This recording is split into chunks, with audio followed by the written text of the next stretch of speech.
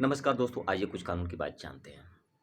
Civil प्रक्रिया संहिता यानी कि सिविल वाद में मुकदमा चलने के दौरान यदि वादी की मृत्यु हो जाती है या प्रतिवादी की मृत्यु हो जाती है, तो एक समय सीमा के अंदर वादी की मृत्यु पर सिविल प्रक्रिया संहिता के ऑर्डर 22 रूल 3 के माध्यम से एक प्रार्थना पत्र दिया जाता है वादी के वारिसानों के द्वारा कि वादी की मृत्यु हो गई है, उनके स्थान पर वारिस बनाया जाए और उस वाद की पैरवी हम वारिसान के माध्यम से अब की जाएगी और उसके जगह पे हमें प्रतिस्थापित किया जाए।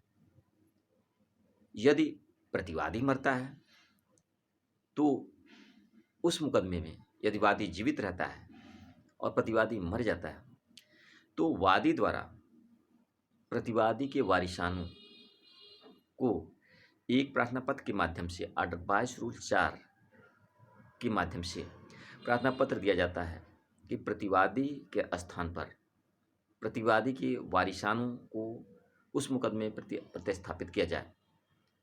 और अब दरखास्त देने में वादी द्वारा 90 दिन के समय की सीमा के अंदर पहले दिया जाता है। इसका लिमिटेशन होता है 90 दिन इन दोनों दरखास्तों को देने के लिए, चाहे वह ऑर्डर 22 रूल 3 के माध्यम से वादी मरने पर दिया जा रहा हो या फिर ऑर्डर 22 रूल 4 के मरने पर प्रतिवादी के वारिसानों को प्रतिस्थापित करने के लिए वादी द्वारा देना हो। यह 90 दिन का होता है। परंतु 90 दिन का समय बीत चुका हो तो 90 दिन के बाद 60 दिन के अंदर यानी कि 150 दिन 90 दिन के बाद वह वाद जो है अब अबिटमेंट हो जाता है, उपशमित हो जाता है।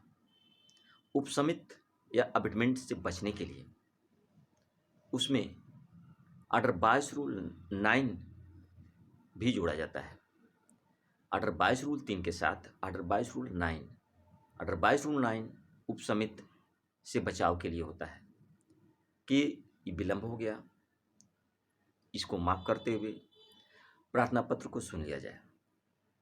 जब प्रतिवादी मरता है तो ऑर्डर 22 रूल 4 लगता है, उसमें भी ऑर्डर 22 रूल 4 के साथ साथ ऑर्डर 22 रूल 4 एवं ऑर्डर 22 रूल 9 यह दोनों प्रावधान लगाए जाते हैं और इसके माध्यम से प्रार्थना पत्र दिया जाता है। यह 90 दिन के बाद और 150 दिन के अंदर यह प्रार्थना पत्र दिया जाता है। यदि प्रार्थना पत्र फिर भी विलंब हो गया, 150 दिन की समय अवधि समाप्त हो गई, तो दावा तो उपशमित हो ही जाएगा।